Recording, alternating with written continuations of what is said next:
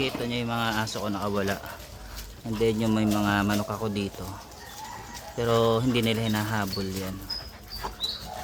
So hindi sila aggressive pag nakakita ng mga ibang hayop.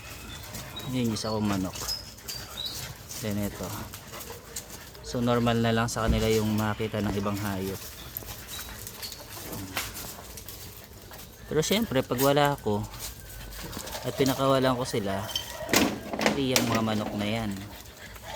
So dito lang ako kaya hindi nila ginagalaw. Ayan sila, kukulit.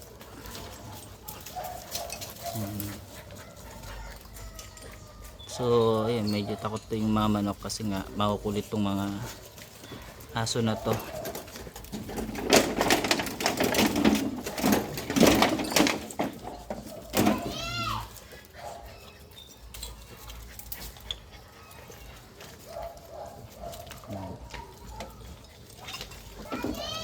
Naglalaro ako ano makita